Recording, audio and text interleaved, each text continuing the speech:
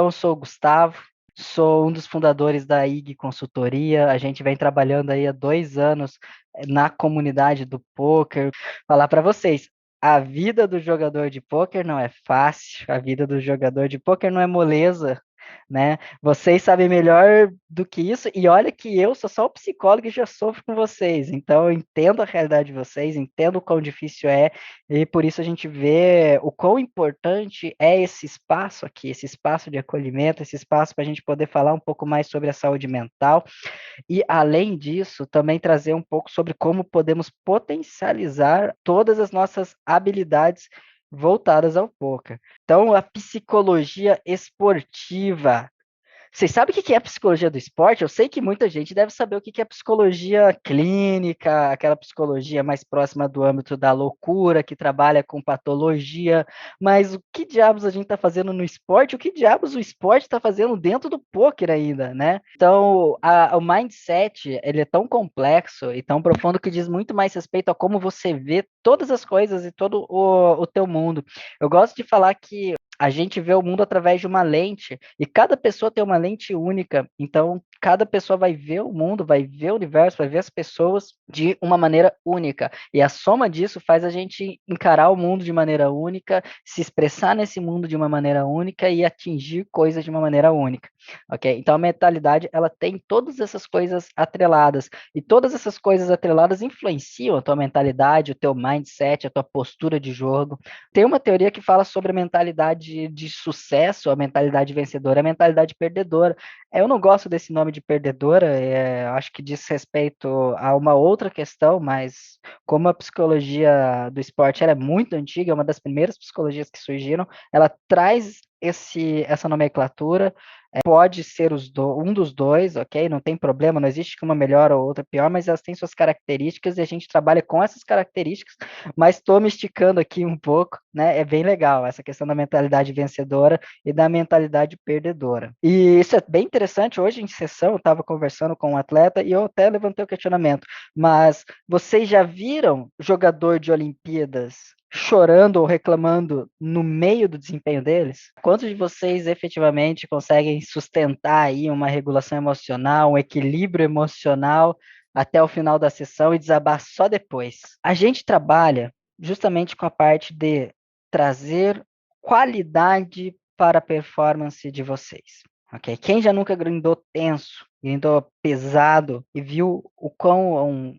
pesado emocionalmente mesmo, e o quão difícil que foi aquilo. Quando a gente consegue trabalhar nosso lado emocional, a gente está falando em trazer diretamente qualidade naquilo que a gente está executando.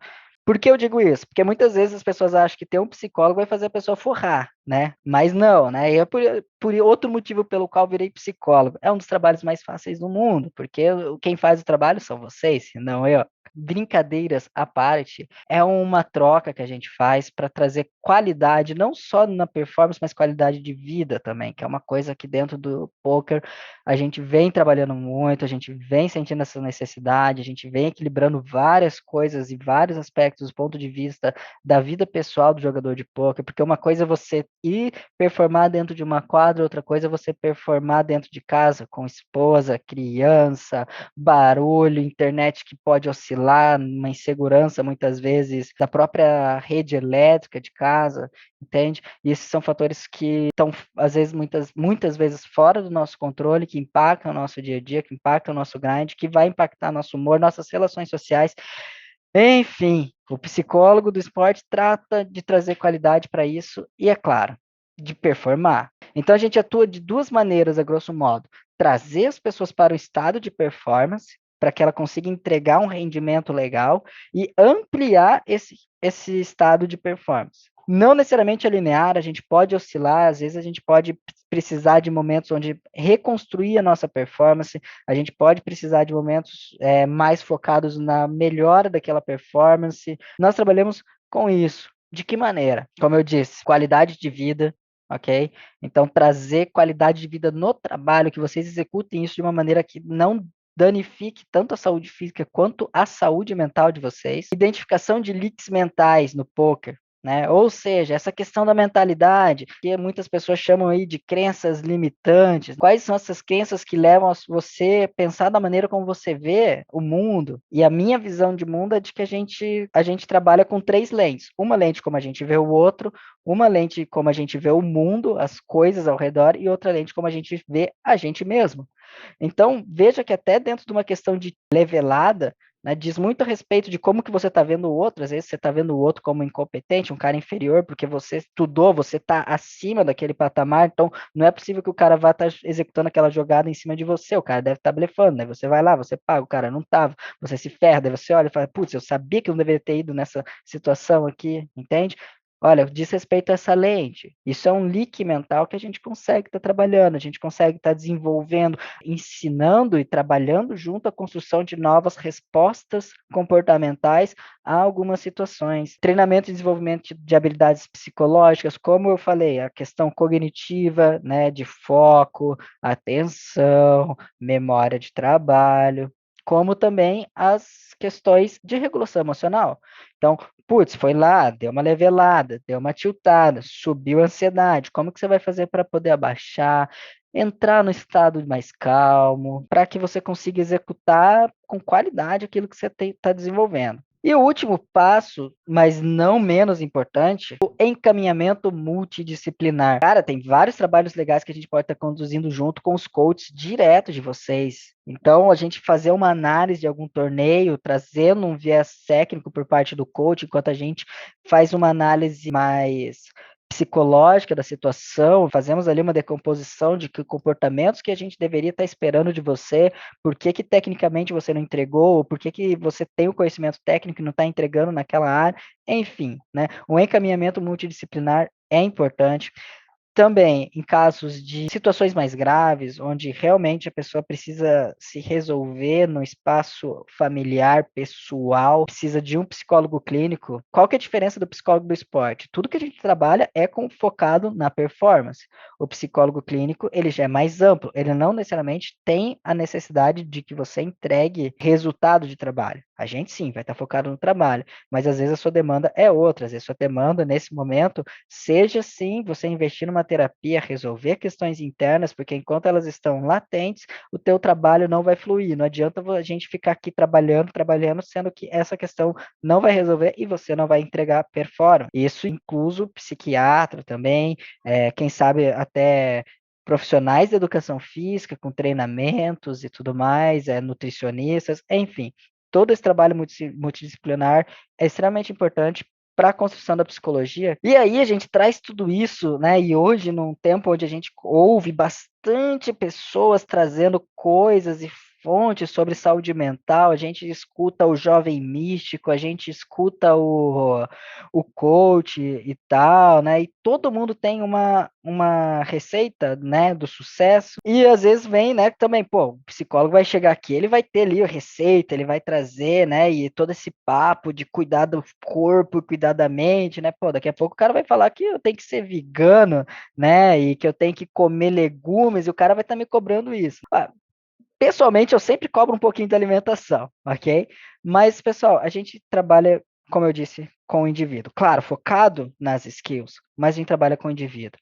Cada pessoa é uma pessoa, a gente respeita sempre isso, essa individualidade sempre vem em primeiro lugar, né? Se a pessoa ela tem alguma dificuldade com algum assunto, a gente trata essa dificuldade sobre esse assunto. A gente não vai obrigar a pessoa a encarar alguma coisa maior, um desafio maior do que ela é capaz de suportar. Então a gente não vai falar para vocês serem veganos, para vocês, né, abraçarem árvores e para vocês acordarem 6 horas da manhã todo dia. Não é para qualquer um isso. A gente sempre vai tratar vocês dentro da individualidade de cada um de vocês, atendendo sempre as necessidades específicas.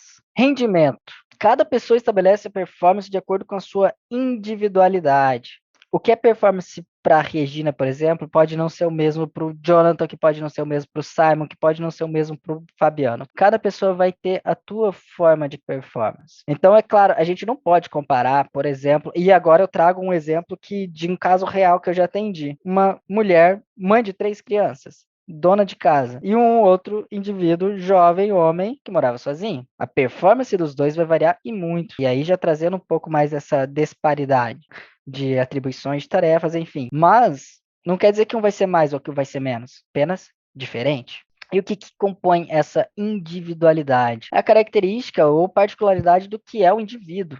E aqui nós temos fatores ambientais. O que é fatores ambientais? Diz respeito ao ambiente que você, tanto que você cresceu, se desenvolveu, como também o ambiente onde você está inserido agora. Até uma situação que aconteceu comigo recentemente no jantar de família, onde minha irmã, né, a minha namorada trouxe, né, pai, porque que para minha irmã foi ensinado atividades domésticas desde pequena e para mim não, né? É uma diferença. Então, as mulheres estão acostumadas a lidar com essas atividades, essas responsabilidades muito mais cedo do que homens, né? Então, o ambiente estimula isso nelas também. O repertório comportamental. O que é o repertório comportamental? É como você responde comportamentalmente falando a situações que são apresentadas. Então, por exemplo, se alguém vem e faz a tradicional falinha para você, mas como que você responde a falinha? Entende? Cada pessoa vai responder de uma maneira que foi aprendida, né? E lembre-se, aprendida, a gente sempre pode aprender novas maneiras. Além disso, também diz respeito ao nosso preparo, ao preparo da sua bagagem, desde quando você joga um poker até o momento atual da vida de vocês, como preparo diário,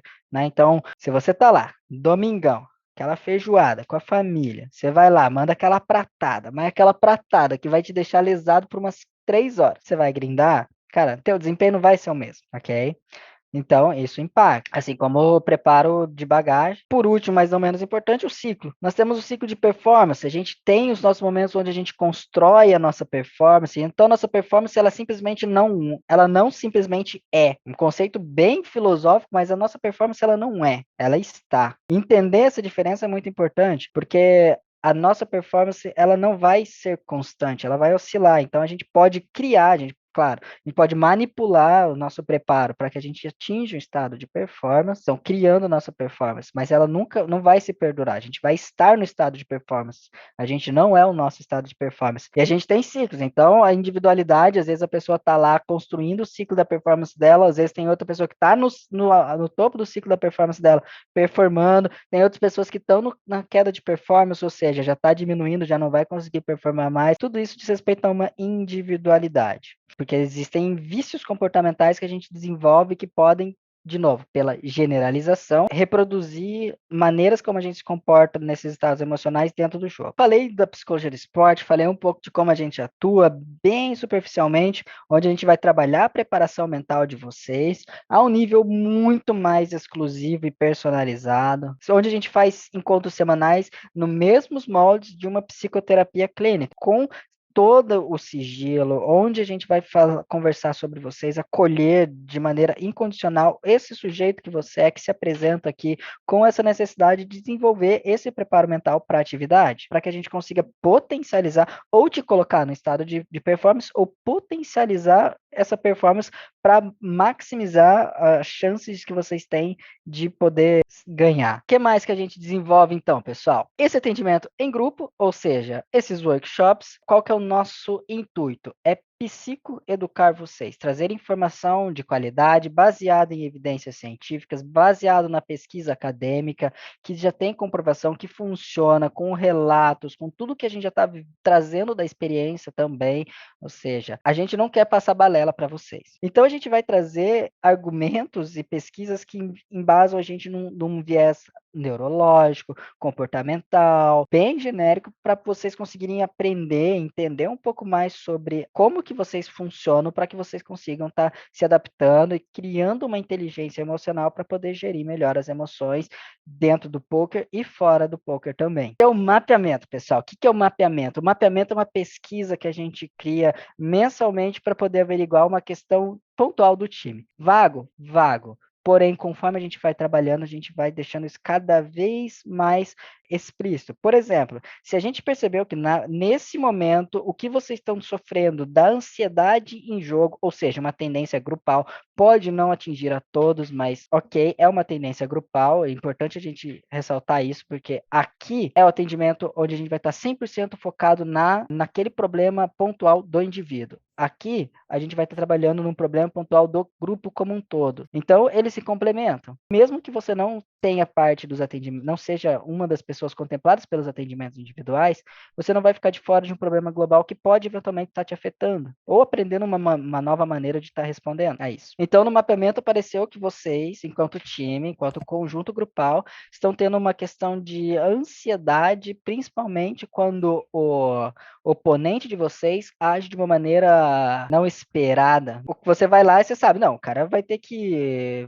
dar um call aqui nessa jogada, mas daí de repente o cara chova. Você fala assim, que isso, velho? O cara tá louco, o cara não tinha que estar jogando isso. Então isso eleva o nível de ansiedade de vocês, o que impacta a tomada de decisão de vocês. Então a gente vai construir um projeto interventivo dentro dos workshops e do conteúdo do Discord, falando sobre por que isso acontece, como isso acontece, maneiras efetivas de estar lidando com isso. Show de bola, pessoal. Então agora vocês tiveram o primeiro contato com a psicologia esportiva, com a gente da IG.